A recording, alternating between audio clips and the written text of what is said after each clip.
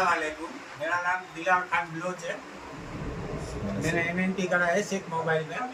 पहले 180 का रिचार्ज किया है, फ्री में, बाद में फ्री में मिला है। इसके अलावा मुझे 400 रुपये का रिचार्ज फ्री में आया है।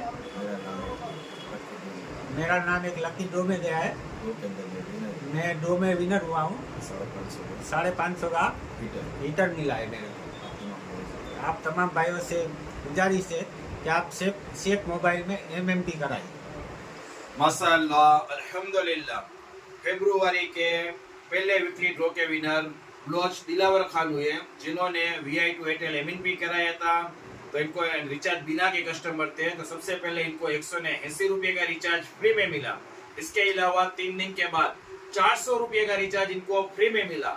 इसके अलावा इनका नाम एक लकी ड्रॉ के अंदर गया था। ड्रॉ के अंदर बलोच दिलावर खान विनर हुए, तो इनको शेख मोबाइल की तरफ से 550 रुपये का हीटर फ्री में मिला। तो आप तमाम भाइयों से गुजारिश है कि आप अपना एमएनपी शेख मोबाइल में राकेट कराइए, रिचार्ज भी फ्री में पाइए, गिफ्ट का लाभ भी फ्री में पाइए और ऐसे ड्रॉ का लाभ भी शेख मोबाइल के अंदर फ्री में पाइए। अस्सलाम वालेकुम व रहमतुल्लाहि व बरकातहू।